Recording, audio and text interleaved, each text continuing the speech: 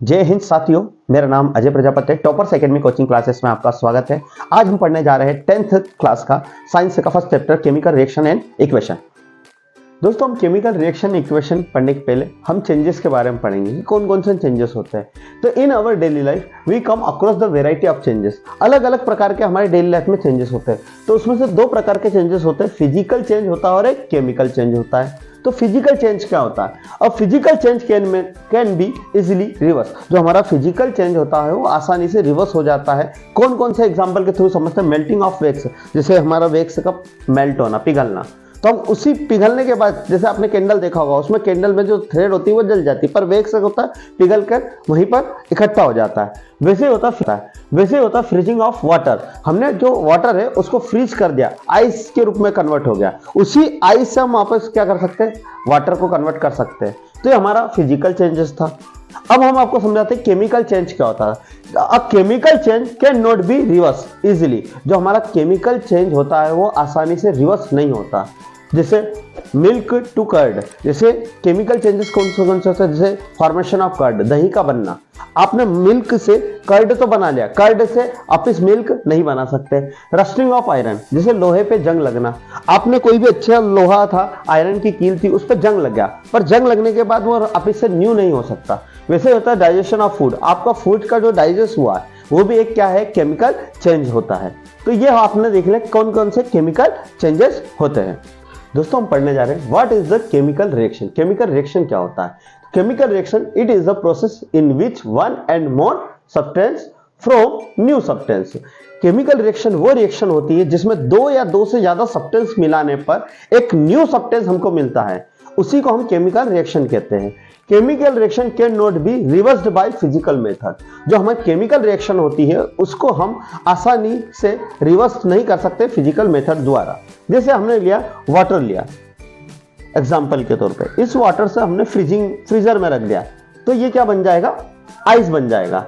और इसी आइस को हम रिटर्न जब निकालेंगे तो ये एक समय क्या बन जाएगा? वाटर बन जाएगा। तो हम इसको आसानी से इस पाइप से रिवर्स करते हैं, पर केमिकल रिएक्शन में हम आसानी से इसे रिवर्स नहीं कर सकते, यानी हम उसको रिटर्न नहीं प्राप्त कर सकते। यह होता है हमारा केमिकल रिएक्शन। अब इसको हम देखते हैं, जैसे हमने सोडियम लिया, हमने एक सब्सटेंस लिया सोडियम, दूसरा सब्सटेंस लिया वाटर। अब दोनों मिलके सोडियम हाइड्रो ऑक्साइड बना रहे जो एक्वा सॉल्यूशन है, और साथ में एक गैस निकाल रहे जो होता है हाइड्रोजन। तो यहां जब हम दो या दो से ज्यादा सब्सटेंस लेते हैं तो जब रिएक्शन के बाद एक न्यू सब्सटेंस बना सोडियम हाइड्रो ऑक्साइड, और उसके साथ क्या प्रोड्यूस हुई? Hydrogen gas. इसी को हम बोलते हैं केमिकल रिएक्शन।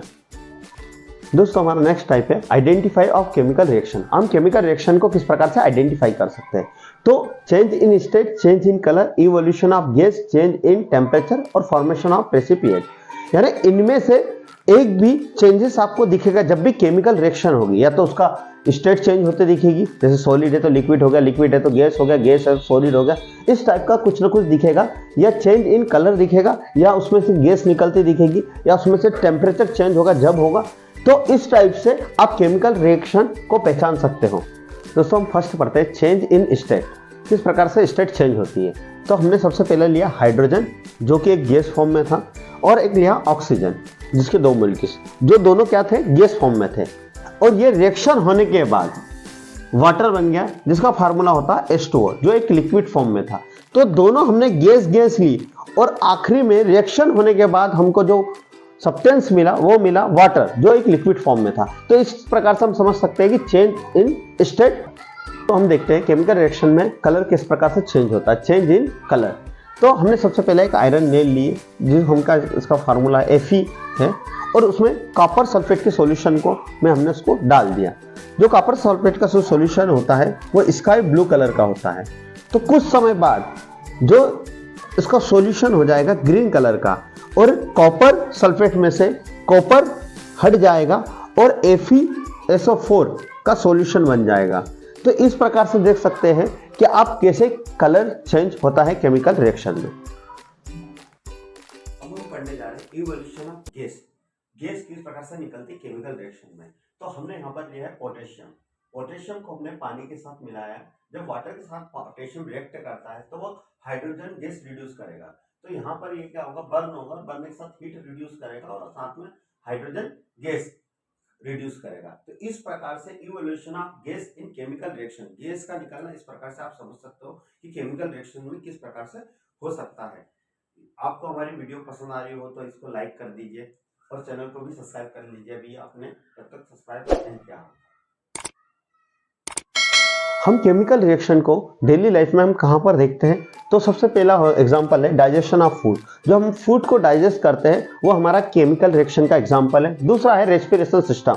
जो रेस्पिरेशन सिस्टम है वो भी हमारा एक केमिकल रिएक्शन है। जैसे हम ऑक्सीजन लेते हैं, CO2 छोड़ रहे हैं, तो ये हमारा एक केमिकल रिएक्शन है। जैसे रस्टिंग ऑफ आयरन, यानी इसमें जंग लगना, किसी भी कील में, नट में इसमें जंग लगना, ये क्या एग्जांपल है केमिकल रिएक्शन का। फॉर्मेशन ऑफ कर्ड, दही का जो बन रहा है वो भी एक क्या है, केमिकल रिएक्शन है। तो आपको समझ में आएगा कि डेली लाइफ में केमिकल रिएक्शन कहाँ का होता है, ये इसके एग्जाम्पल थे। अब हम पढ़ रहे हैं केमिकल इक्वेशन क्या होता है। तो the representation of a chemical reaction in term of symbols and formulas of chemicals, it is called chemical equation।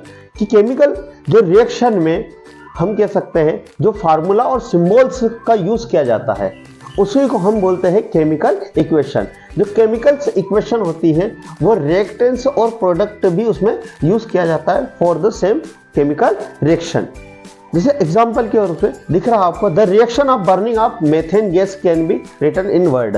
जो ये लिखा है ये हमारी एक है केमिकल रिएक्शन, और यहाँ पर जो दिखा है इस फॉर्म में मेथेन, जैसे फार्मूला में CH4 एक मेथेन गैस है, ऑक्सीजन एक गैस है, CO2 carbon dioxide, water H2, ये हमारी केमिकल इक्वेशन है। तो आपको समझ में आया होगा केमिकल इक्वेशन क्या होता है। दोस्तों हम समझ रहे हैं रिएक्टेंट्स और प्रोडक्ट क्या होता है। Reactants who take part in the chemical reaction, जो केमिकल रिएक्शन में पार्टिसिपेट करते हैं उन्हें हम बोलते हैं रिएक्टेंट्स। प्रोडक्ट अब किसे कहते हैं, the substance in which formed in a chemical reaction. जो केमिकल रिएक्शन में पार्टिसिपेट होने के बाद जो न्यू सब्सटेंस मिलता है उसे हम प्रोडक्ट कहते हैं, उन्हें हम प्रोडक्ट में रखेंगे। तो एक एग्जाम्पल के थ्रू में समझते हैं, जैसे और एक लिया ऑक्सीजन, ये दोनों केमिकल रिएक्शन करेंगे तो हाइड्रोजन और ऑक्सीजन मिलकर बना रहा है वाटर। तो ये दोनों जो पार्टिसिपेट, ये केमिकल रिएक्शन में पार्टिसिपेट रह रहे हैं, इनको हम कहेंगे रिएक्टेंट्स, और आखिरी में जो मिल रहा है वाटर वो हमारा होगा प्रोडक्ट। तो आपको समझ में आया होगा कि किस प्रकार से हम रिएक्टेंट्स और प्रोडक्ट पहचान सकते हैं। अब यदि आपको इतना भी समझ में नहीं आ रहा है तो एरो के जो इधर वाले जो होते हैं उन सभी को आप रिएक्टेंट कहेंगे और इधर वाले को प्रोडक्ट। जैसे अभी लिखा मैंने, जैसे यहां पर लिखा Mg+O2, यहां पर हमने लिखा एरो 2MgO, तो ये हमारा बन गया इधर वाला, जो एरो के इधर वाला बन गया हमारा रिएक्टेंट्स और इधर वाला बन गया प्रोडक्ट। तो अब इस प्रकार से पहचान सकते हैं कि कौन सा रिएक्टेंट है और कौन सा प्रोडक्ट है। अब हम करते हैं अनबैलेंसिंग केमिकल इक्वेशन को सॉल्व। तो उसके लिए कुछ रूल होते हैं सॉल्व करने के लिए, जिसको आप आसानी से सॉल्व कर पाएंगे इसके द्वारा। तो सबसे पहले हमको देखना है जो हमारी इक्वेशन दी है, जैसे hydrogen plus oxygen arrow H2O, तो इधर एरो के इधर वाले पार्ट को आप रिएक्टेंट कहोगे और इधर वाले को आप प्रोडक्ट कहोगे। और रिएक्टेंट यानी इधर वाले पार्ट LHS और इधर वाला RHS होगा। तो जब दोनों इक्वल होंगे तभी हमारी जो केमिकल इक्वेशन वो बैलेंस होगी। तो सबसे पहले आपको क्या करना है, आपको चेक करना है कि हमारी केमिकल इक्वेशन बैलेंस है या नहीं। तो हमने देखा यहाँ पे चेक करा, हाइड्रोजन के 2 एटम है, यहाँ हाइड्रोजन के भी 2 है, ठीक है।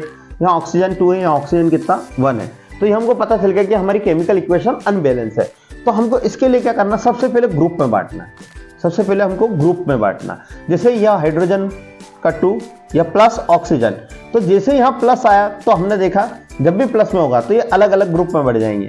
ऑक्सीजन है पहला ग्रुप और ये हमारा सेकेंड ग्रुप हो गया। पर प्रोडक्ट में कितना है, यहाँ पे कोई प्लस नहीं है तो ये केवल सिंगल ग्रुप है।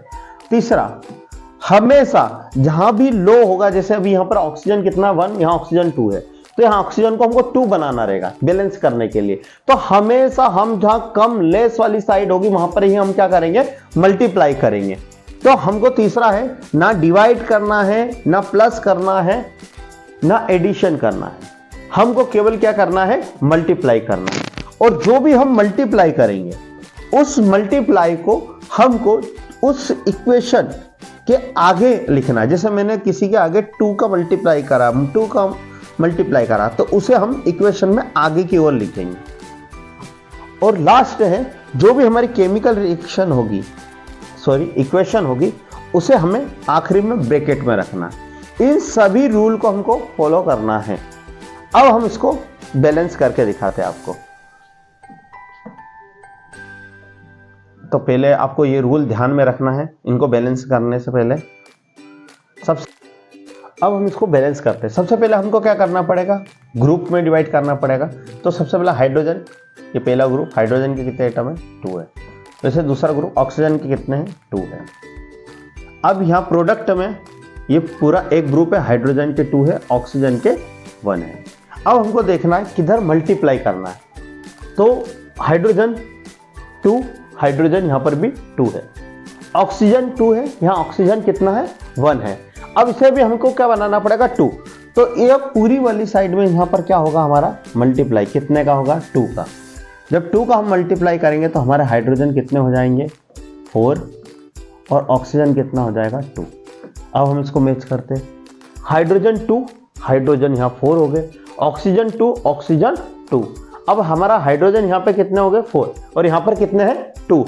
अब यहाँ पर भी हमको कितना करना पड़ेगा, 4।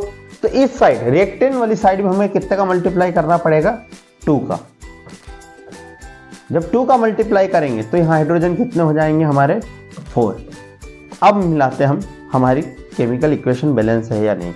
ऑक्सीजन 2, ऑक्सीजन 2, हाइड्रोजन 4, हाइड्रोजन 4, यानी LHS इक्वल RHS। तो हम इसको अब कैसे लिखते हैं, तो हम पूरी इक्वेशन हम उतार लोगे इस टाइप से, हाइड्रोजन 2, ऑक्सीजन 2 और H2, ये आपने लिख लिया। आपने हाइड्रोजन में कुछ मल्टीप्लाई करा था, हाँ 2 का करा था, ये हमें यहाँ पर इसको लगाना, फर्स्ट में इसको मल्टीप्लाई करना।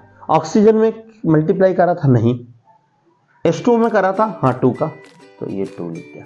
तो ये हमारी केमिकल इक्वेशन बैलेंस हो गई है। देखिए आप, हाइड्रोजन 4, हाइड्रोजन 2 2 जा 4, ऑक्सीजन 2, ऑक्सीजन हमारी कितनी हुई, ये 2 का मल्टीप्लाई हुआ तो 2। तो इस प्रकार से हम केमिकल इक्वेशन बैलेंस कर सकते हैं। हम आपको और कुछ केमिकल इक्वेशन बैलेंस करके दिखाते हैं। ये हम दूसरी इक्वेशन को बैलेंस करते हैं, Fe plus H2O arrow Fe3O4 plus H2। ये हमारा इधर वाला पार्ट रिएक्टेंट का हुआ, इधर वाला हमारा पार्ट प्रोडक्ट का हुआ। अब हमको किस टाइप से हम सोल्व करेंगे, सबसे पहले हमको वही ग्रुप बनाना है। पहले यहाँ पर कितने ग्रुप है, 1 2, यहाँ पर भी कितने 1 और 2। Fe यहाँ पर कितना हुआ, 1, कुछ नहीं तो इसके साथ 1। अब हमारा दूसरा ग्रुप H, हाइड्रोजन कितना है यहाँ 2, और ऑक्सीजन कितना है 1, इसको ब्रैकेट में बंद कर दें। अब प्रोडक्ट में आते हैं, Fe कितना है हमारे पास 3, और ऑक्सीजन कितना है 4, ये आ गया। यहाँ पर दूसरा ग्रुप हाइड्रोजन कितना है 2। अब हम इसको चेक करते हैं, Fe 1 है, यहाँ Fe कितना है 3, तो हम इसमें कितने का मल्टीप्लाई करेंगे, 3 का, बैलेंस करने के लिए। तो यहाँ पर हमने 3 का मल्टीप्लाई करा। जब 3 का मल्टीप्लाई करा तो ये क्या हो गया, Fe कितना हो गया हमारे पास 3। तो हम इसको Fe का मल्टीप्लाई आगे कर देते जिससे आपको क्लियर हो जाएगा। तो इसको हम आगे मल्टीप्लाई कर रहे हैं, ये इक्वल हो गया हमारा Fe कितना बन गया 3, कितना हो गया इक्वल, ये हो गया हमारा 3। अब हाइड्रोजन 2, हाइड्रोजन 2, ऑक्सीजन 1, यहाँ ऑक्सीजन कितना है 4। तो हम ऑक्सीजन को क्या बनाएंगे 4। तो किस साइड, जहां पर ऑक्सीजन कम है, तो यहाँ पे कितने का मल्टीप्लाई करेंगे, 4 का मल्टीप्लाई करेंगे। तो हम इसमें 4 का मल्टीप्लाई कर देते इधर की साइड। तो यहाँ 4 का मल्टीप्लाई कर रहे हैं, तो हाइड्रोजन कितना हो गया हमारा यहाँ पर 8, और ऑक्सीजन कितना हो गया हमारा 4, ये हो गया। अब देखिए Fe3, ऑक्सीजन 4, ऑक्सीजन 4, हाइड्रोजन यहाँ 8 है, यहाँ हाइड्रोजन कितना है 4 है, 2 है, सॉरी क्या है 2 है। तो अब इसको हम कितना बनाएंगे 8। तो 8 बनाने के लिए यहाँ कितने का मल्टीप्लाई करेंगे 4 का। तो यहाँ हमारा हाइड्रोजन कितना हो गया 8। देखिए अब हमारा Fe3 रिएक्टेंट में, तो यहाँ प्रोडक्ट में भी Fe3, हाइड्रोजन 8 प्रोडक्ट रिएक्टेंट में, प्रोडक्ट में भी हाइड्रोजन 8, ऑक्सीजन 4, रिएक्टेंट में प्रोडक्ट में भी ऑक्सीजन 4। ये हमारी क्या हो गई, बैलेंस हो गई। अब बैलेंस होने के लिए वही हम करेंगे, इस टाइप से लेंगे, इसको पूरा प्रॉपर लिखेंगे, Fe plus H2O arrow Fe3O4 plus H2। अब H2 के आगे कितना करा था हमने, 4 का, तो यहाँ 4 लिख दिया। Fe के आगे नहीं करा, H2O के आगे भी 4 का करा था, ये 4 लिख दिया। Fe के आगे 3 का करा था, तो ये हो गया। तो ये हमारी इस तरह से केमिकल इक्वेशन क्या हो गई, बैलेंस हो गई। ये हमारी 2 अनबैलेंस केमिकल इक्वेशन है। आप इसको घर पे ट्राई करने की कोशिश करिएगा।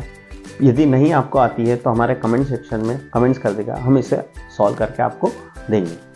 Type of chemical reaction. Chemical reaction कितने टाइप की होती है, तो केमिकल रिएक्शन में हम सबसे पहला पढ़ेंगे combination reaction.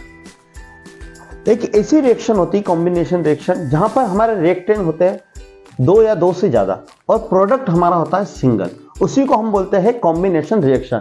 It is the reaction in which 2 and more reactants combine to form single product. It is called combination reaction. तो जैसे हम एग्जांपल के तौर पे समझते हैं कि बर्निंग ऑफ कोल, यहाँ पे आपने ये वाला पार्ट, एरो के पहले वाला पार्ट को हम रिएक्टेंट कहते हैं और इधर वाले पार्ट को हम कहते हैं प्रोडक्ट। तो यहाँ पे हमने लिया कार्बन प्लस ऑक्सीजन, यानी उसकी प्रेजेंस, कार्बन लिया और ऑक्सीजन के प्रेजेंस में यहाँ पर हीट करी तो हमारी एक गैस निकली जिसको हमने बोला CO2। तो ये क्या है, एक तरह से एक प्रोडक्ट है जो सिंगल प्रोडक्ट है। तो ऐसी केमिकल रिएक्शन जहां पर 2 and more रिएक्टेंट होते हैं पर प्रोडक्ट कैसा होता है, सिंगल होता है, उसी को हम क्या बोलते हैं, कॉम्बिनेशन रिएक्शन। ये सेकेंड वाला हमारा रिएक्शन है कि reaction between hydrogen gas and oxygen gas to form water. जे हम हाइड्रोजन और ऑक्सीजन को रिएक्ट करके हम क्या बना रहे हैं, वाटर। तो यहां पर हमने हाइड्रोजन गैस ली है, यहां ऑक्सीजन, अब दोनों एक साथ कंबाइन हुई और क्या बनाया, वाटर। तो हमारे रिएक्टेंट कितने थे, 2 and more देन हो सकते हैं पर प्रोडक्ट हमेशा क्या होगा, सिंगल होगा। इसी को हम क्या बोलेंगे, कॉम्बिनेशन रिएक्शन। हमारी सेकेंड है डीकंपोजिशन रिएक्शन। डीकंपोजिशन रिएक्शन क्या होता, a reaction in which a single reactant break down to from 2 and more product, it is called decomposition reaction. Decomposition reaction वो रिएक्शन होती है जिसमें रिएक्टेंट तो केवल सिंगल होता है पर प्रोडक्ट 2 and more देन होता है, उसी को हम डीकंपोजिशन रिएक्शन कहते हैं। This reaction is opposite to combination reaction. यह कॉम्बिनेशन रिएक्शन की अपोजिट होती है। जैसे हमने देखा था कॉम्बिनेशन रिएक्शन में क्या होता था, वहां पर रिएक्टेंट कितने होते, 2 and more, प्रोडक्ट कैसा होता था, सिंगल। यहां पर अपोजिट होगा कि रिएक्टेंट कैसा होगा, सिंगल, पर प्रोडक्ट कितने होंगे, 2 and more देन, उसी को हम बोलेंगे decomposition reaction. Decomposition reaction energy के अकॉर्डिंग 3 टाइप की होती है। पहला होता है हमारा thermal decomposition. Thermal decomposition reaction वो रिएक्शन होती है जिसमें thermal decomposition, this the reaction use the energy in the form of heat for decomposition of the reactant। यानी रिएक्टेंट को तोड़ने के लिए हमें हीट की रिक्वायर होगी, उसी को हम बोलेंगे थर्मल डीकंपोजिशन रिएक्शन। तो हमारा ये रिएक्टेंट है जो हम देखते हैं कि जो डीकंपोजिशन में वो रिएक्टेंट सिंगल होना चाहिए और प्रोडक्ट 2 and more देन होना चाहिए। तो हमने यहाँ लिया कैल्शियम कार्बोनेट। जब हमने इसको हीट करा तो इसमें कैल्शियम ऑक्साइड प्लस कौन सी गैस निकली, कार्बन डाइऑक्साइड। आपको यहाँ पर दिख रहा होगा, ये हमारा इसके अंदर एक ट्यूब के अंदर क्या रखा हमने, कैल्शियम कार्बोनेट CaCO3। इसको हमने बर्न करा, जब बर्न करा तो इसमें ब्लैक कलर का कैल्शियम ऑक्साइड बचा है और ऊपर ये दिख रहा है जो कार्बन डाइऑक्साइड गैस है। इस प्रकार से हम समझ सकते हैं कि हमारे डीकंपोजिशन रिएक्शन है। सेकेंड है हमारी electrolysis decomposition reaction. This reaction involve the use of electrical energy for the decomposition of the reactant molecules. यानी हम कह सकते हैं कि एक ऐसी केमिकल रिएक्शन जिसमें रिएक्टेंट को ब्रेक करने के लिए इलेक्ट्रिसिटी या इलेक्ट्रिकल करंट की जरूरत होती है, जब हमें प्रोडक्ट मिलता है उसी को हम क्या कहते हैं, इलेक्ट्रोलाइसिस डीकंपोजिशन रिएक्शन। जैसे हमने यहाँ पे लिया H2O, जो वाटर लिया, जब वाटर में हमने यदि बैटरी के साथ हमने इसको कनेक्ट करा है, करंट दिया है, तो यहाँ पर आप देखोगे जो प्रोडक्ट में हाइड्रोजन अलग हो जाएगा और ऑक्सीजन अलग हो जाएगा, या H अलग हो रहा है और ऑक्सीजन अलग हो रहा है। तो ये क्या हो गए, अलग ब्रेक हो गए। इसी को बोलते हैं इलेक्ट्रोलाइसिस डीकंपोजिशन रिएक्शन। हमारा नेक्स्ट डिकम्पोजिशन रिएक्शन है फोटोलाइसिस या photochemical decomposition reaction. This reaction involve the use of electrical energy for the purpose of decomposition, यानी ऐसी केमिकल रिएक्शन जिसमें हमें सनलाइट की जरूरत होती है ब्रेक करने के लिए रिएक्टेंट को, उसे हम कहते हैं फोटोलाइसिस डिकम्पोजिशन रिएक्शन। यहाँ पर हमने लिया AgCl सिल्वर क्लोराइड, उसको लाइट की प्रेजेंस में वो काहे में ब्रेक हो गया Ag + Cl2। इस प्रकार से हम समझ सकते हैं कि यह कौन सा रिएक्शन होता है, फोटोलाइसिस डिकम्पोजिशन रिएक्शन। अब हम पढ़ने जा रहे हैं डिस्प्लेसमेंट रिएक्शन। डिस्प्लेसमेंट रिएक्शन क्या होता है? तो डिस्प्लेसमेंट रिएक्शन वो होता है when a more reactive element displace less reactive element from its compound, it is called displacement reaction.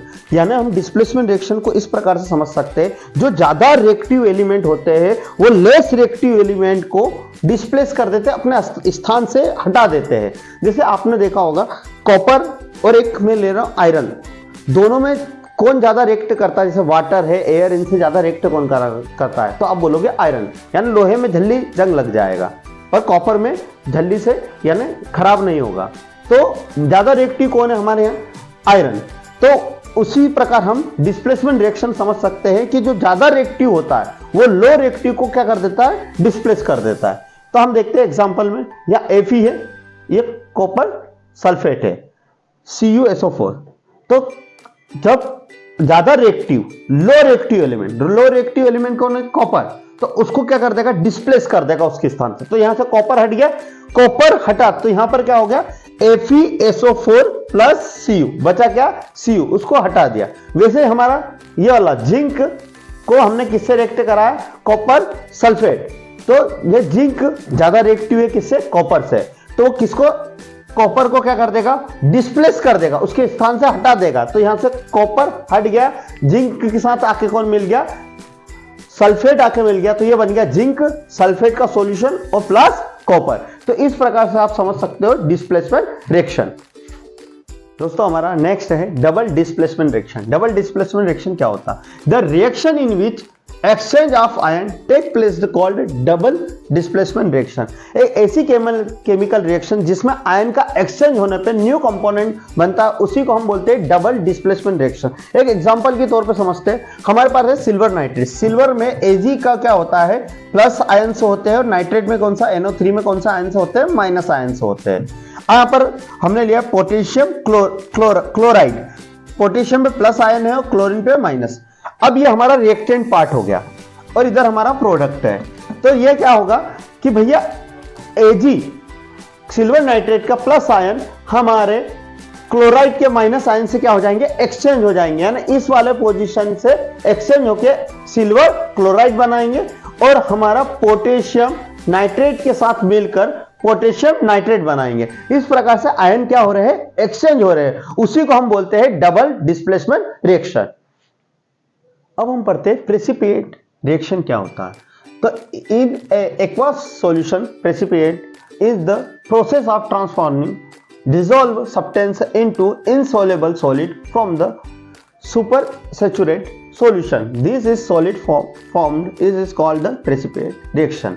यानी हम कह सकते हैं कि जब दो लिक्विड को हम आपस में मिलाते हैं तो लिक्विड जो होता है उसमें से क्या होता है? इनसोलेबल हमको मिलता है एक लिक्विड, और वो किस फॉर्म में हो जाता है? सॉलिड फॉर्म में। यानी दो लिक्विड को हम जब मिलाते हैं, जब लिक्विड आपस में मिक्स नहीं हुआ और वो लिक्विड में से एक लिक्विड क्या हो गया? इनसोलेबल हुआ और सॉलिड फॉर्म बन गया। तो उसी रिएक्शन को, उसी जो मिलता है उस पार्ट को हम बोलते हैं प्रेसिपिएट रिएक्शन। जैसे हम यहाँ देख रहे हैं, आपको प्रैक्टिकल में भी दिख रहा होगा इस टाइप से कि जो लिक्विड डाल रहे हैं हम AgNO3 एक्वा सॉल्यूशन हम डाल रहे हैं और KCl हम डाल रहे हैं, तो यहाँ पर क्या बन रहा है? AgCl। तो ये रिएक्शन जब हो रही है तो ये पार्ट क्या हो रहा है?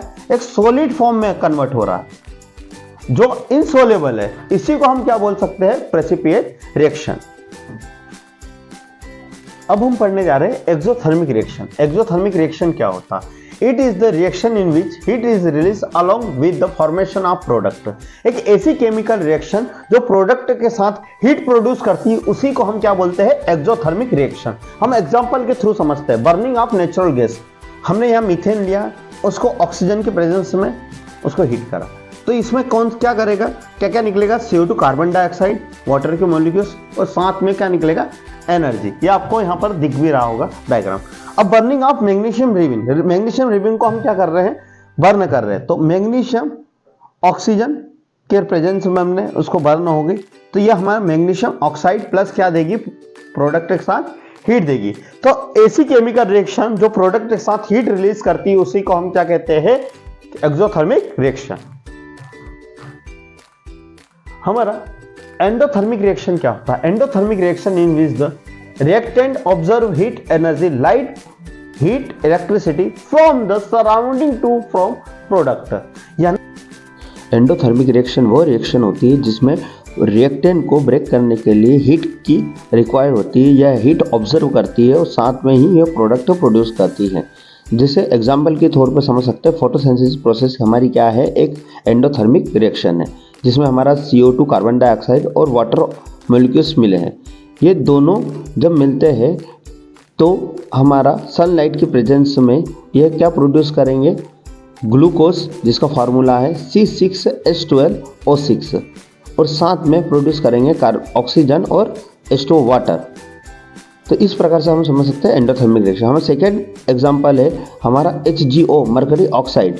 जब मरकरी ऑक्साइड जब उसमें हीट लगती है तो वो मरकरी प्लस ऑक्सीजन प्रोड्यूस करती है। तो इस प्रकार से आप समझ सकते हो कि एंडोथर्मिक रिएक्शन क्या होता है और ये कैसे काम करता है। हमारी नेक्स्ट रिएक्शन है ऑक्सीडेशन रिएक्शन। ऑक्सीडेशन रिएक्शन की 3 डेफिनेशन होती है। First definition, the process in which oxygen is add to a substance, यानी ऐसी एक केमिकल रिएक्शन जिसमें ऑक्सीजन ऐड हो रहा है उसी को हम ऑक्सीडेशन कहते हैं। हम सेकंड डेफिनेशन देखते हैं, the process in which hydrogen is remove from a substance, यानी ऐसी केमिकल रिएक्शन सब्सटेंस से जहां पर हाइड्रोजन क्या हो रहा है, रिमूव हो रहा है, उसी को हम क्या बोलते हैं, ऑक्सीडेशन रिएक्शन। थर्ड है the process in which substance is less of electron, जहां से इलेक्ट्रॉन रिमूव हो रहा है, लेस हो रहा है इलेक्ट्रॉन का, उसको भी हम क्या बोलते हैं, ऑक्सीडेशन रिएक्शन। तो अब हम इसको एग्जांपल के थ्रू समझते हैं। पहला है कॉपर प्लस ऑक्सीजन, ये हमारा रिएक्टेंट वाला पार्ट हो गया और ये हमारा प्रोडक्ट वाला पार्ट हो गया। तो यहां आपको दिख रहा होगा कॉपर कितने 2 है, ऑक्सीजन भी 2 है, यानी ऑक्सीजन 2 है। अब यह पहला घर मान लेते हैं और ये हमारा दूसरा घर मान लेते हैं, और यहां टोटल एक घर है प्रोडक्ट में। कॉपर पहले घर पे था, ऑक्सीजन कौन से घर पे था, सेकेंड घर पर आपने यहां प्रोडक्ट में देखा ऑक्सीजन कौन से घर पर है, पहले घर पर। तो यहां पर ऑक्सीजन क्या हो रहा है, ऐड हो रहा है, क्या हो रहा है, ऐड हो रहा है। कॉपर तो यहां फर्स्ट घर पे ही प्रोडक्ट में, पर जो रिएक्टेंट में ऑक्सीजन सेकेंड घर पे था वो कहां पर आ गया, पहले घर पर आ गया। तो जहां पर ऑक्सीजन ऐड होता है उसको हम क्या बोलते हैं, ऑक्सीडेशन रिएक्शन। अब नेक्स्ट एग्जांपल हम नेक्स्ट पेज पर देखते हैं। ये हमारा ऑक्सीडेशन का सेकंड एग्जांपल है। यहां पर है हाइड्रोजन सल्फेट, हाइड्रोजन सल्फेट है और ऑक्सीजन है, ये हमारा रिएक्टेंट वाला पार्ट हो गया, और यहां प्रोडक्ट है, यहां सल्फेट है और यहां हाइड्रोजन ऑक्साइड है। अब पहले घर में हमारा था हाइड्रोजन और दूसरे घर में था ऑक्सीजन। तो हमने सेकंड वाली डेफिनेशन देखी थी कि जहां पर हाइड्रोजन रिमूव हो जाता है उसी को भी हम क्या कहते हैं, ऑक्सीडेशन कहते हैं। तो ये पहले घर पे था, तो यहां पर देखिए प्रोडक्ट में पहले घर पे नहीं होते हुए कौन से घर पे पहुंच गया, दूसरे घर पे। तो हमारी सेकंड डेफिनेशन कहती थी जहां जिस भी केमिकल हाइड्रोजन रिमूव होता है उसको भी हम क्या कहते हैं, ऑक्सीडेशन। तो ये भी हमारा क्या है, ऑक्सीडेशन। और ये थर्ड वाला है जहां पर हमारे इलेक्ट्रॉन क्या होता है, लॉसेस होता है या लॉस होता है, उसको भी हम कौन सा रिएक्शन कहते हैं, ऑक्सीडेशन रिएक्शन कहते हैं। दोस्तों हमारा नेक्स्ट है रिडक्शन। रिडक्शन क्या होता है, the process in which oxygen is remove from a substance, यानी एक ऐसी केमिकल रिएक्शन जिसमें ऑक्सीजन रिमूव हो जाता है उसे हम क्या कहते हैं, रिडक्शन कहते हैं। तो हमारा ऑक्सीजन पहला क्या हो रहा है, रिमूव हो रहा है। अब सेकेंड डेफिनेशन पढ़ते हैं इसकी, the process in which hydrogen is add, जिस ऐसी केमिकल रिएक्शन जिसमें हाइड्रोजन ऐड होता है उसको हम रिडक्शन कहते हैं। Third, the process in which substance gain of electron, ऐसी केमिकल रिएक्शन जहां पर इलेक्ट्रॉन गेन करता है सब्सटेंस, उसी को हम क्या कहते हैं, रिडक्शन। तो जैसा हमारा ऑक्सीडेशन था वैसे ही इसके रिडक्शन की भी 3 डेफिनेशन होती है। आप इसको ऐसे भी याद कर सकते हो, जो ऑक्सीडेशन का जो अपोजिट होता है वो पूरा क्या होता है, रिडक्शन होता है। तो अब इसका हम एग्जांपल समझ लेते हैं। पोटेशियम क्लोराइड, ये हमारा 2KClO3, ये हमारा रिएक्टेंट वाला पार्ट है। यहाँ पर ये पहले घर में है, ये कौन से घर में, पहले घर में। और ये हमारा 2KCl पोटेशियम क्लोराइड ये पहले घर में और ऑक्सीजन दूसरे घर में है।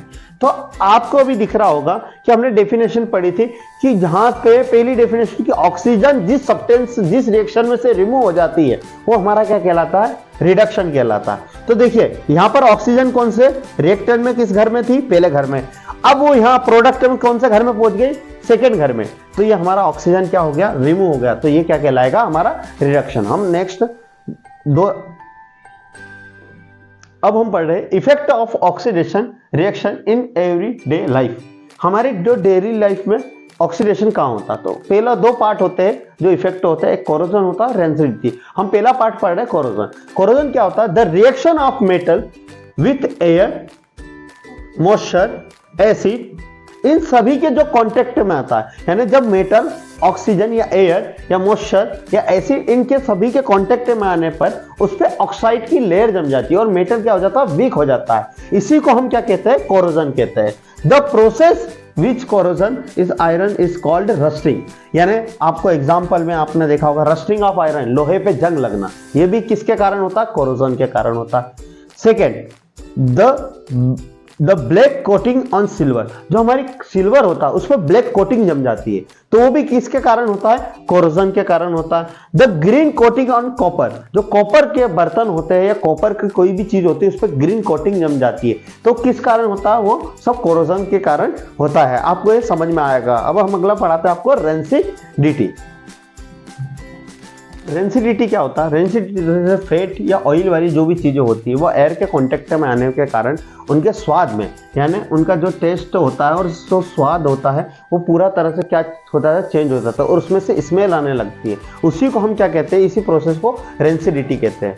तो प्रिवेंट ऑफ रेंसिडिटी, आप पहले ये पढ़ने के पहले आप जैसे आपने देखा होगा चिप्स पैकेट, उनके अंदर क्या भरी जाती है, नाइट्रोजन गैस भरी जाती है। क्यों, क्योंकि वो एयर के कांटेक्ट में आने के कारण वो क्या हो जाएंगे, खराब हो जाएंगे। इसी कारण उनको प्रिवेंट करा जाता है कि वो चिप्स ज़्यादा टाइम चले। तो हम refrigerating of food also help the slow down of rancidity. हम जो फ्रीजर का यूज़ करते हैं वो इसीलिए करते हैं कि फूड को क्या करे, वो रेंसिडिटी से बचाए। Replacing oxygen in the container with the another gas, हम उसके अंदर जैसे आपको अभी बताया मैंने नाइट्रोजन गैस भरते हैं चिप्स के पैकेट में। अब storing food in the air tight container, आपने देखा होगा पूरा चिप्स का पैकेट भी एयर टाइट होता है, उसमें चिप्स निकलती 3-4 पर पूरा एयर टाइट होता है। वो किसके लिए होता है, वो रेंसिडिटी के से बचाने के लिए होता है। तो आपको हमारा ये topic chemical reaction equation complete हुआ है। हमने एनसीईआरटी के अकॉर्डिंग पूरा चैप्टर हमने आपको कंप्लीट करवा चुके हैं। यदि आपको इसके बीच भी कुछ क्वेरी हो या कुछ भी डाउट हो तो आप कमेंट सेक्शन में कमेंट करें, हम उस डाउट को सॉल्व करके वीडियो बनाकर आपको प्रोवाइड कर देंगे। इस प्रकार से हमारी वीडियो आपको पसंद आई हो तो वीडियो को लाइक करिए। हमने टॉपर्स एकेडमी परिवार के द्वारा एक पहल जारी की गई है। हम उन बच्चों तक शिक्षा को पहुंचाना चाहते हैं जहाँ तक शिक्षा नहीं पहुंच पाती है। तो आप जरूर से जरूर इसको ज़्यादा से ज़्यादा शेयर करें, जिसके कारण ये वीडियो उन बच्चों तक भी पहुंच पाए जिन बच्चों तक एजुकेशन पहुंच पाना असंभव होता है और कहीं ना कहीं वो शिक्षा से वंचित रह जाते हैं। तो आपकी एक पहल और हमारी एक पहल मिलकर भारत को जोड़ेगी और शिक्षा को आगे ले जाएगी। तो हमारे चैनल को सब्सक्राइब नहीं किया तो सब्सक्राइब कर लिए और ज़्यादा शेयर करें। Bye. Thank you so much. जय हिंद, जय भारत।